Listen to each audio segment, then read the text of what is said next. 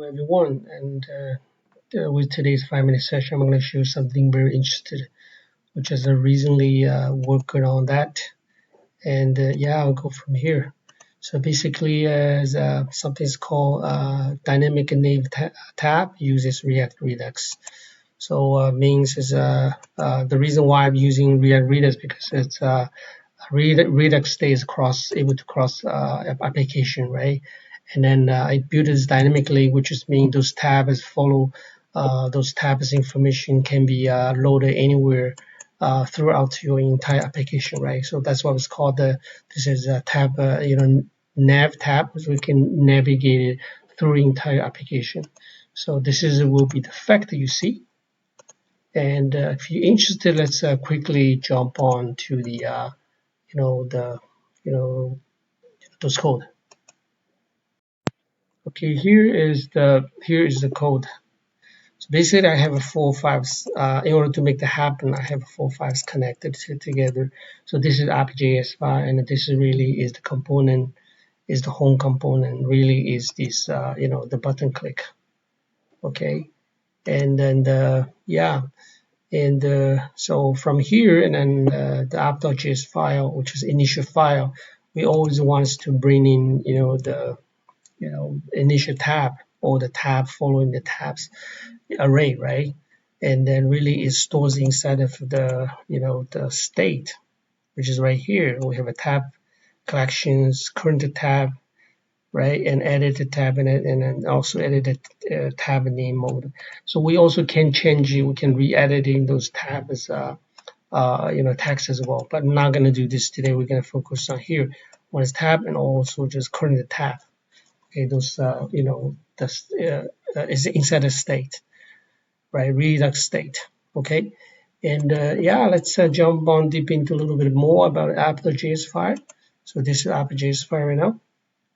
What it does is from the beginning we need to inject or input all those actions. So we use initial tab, as you see, add tab and a select tab and also delete tab for actions, right? And from the bottom here, if you know the React Redux, you will know, and we always bring in, proper type right here, right, which is those functions, and from the action file, and also map state to prop really is the the state map. Okay, so what the state does is I put in all the the arrays objects inside of state. So from here, which is we'll map, okay, those props, right, and back to the component file, which is right here. Okay, this is how the React Redux setup. I just want to quickly show you. Okay, as soon as you have the tab, so next probably we do is iterate through it, which is from here. So I create a tab. Tab is bringing through from the map to state, right? From the memory, which is from the state. And map here, and you will see, and from here you just print out the name. That was the reason you see all the tabs. Once you click, the tabs being created. So this initially will be only one, right? As you see, initially will be only one tab. That's what you see from the beginning.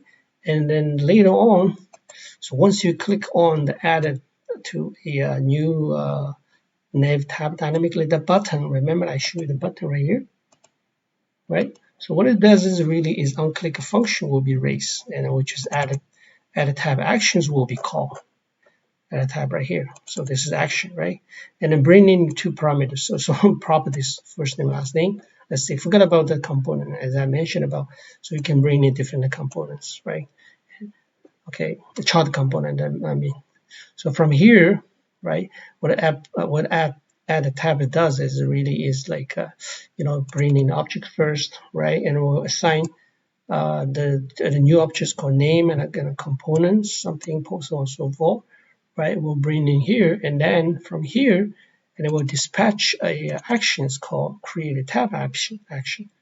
Okay, and then goes to the reducer. So create an app, create a tab, right?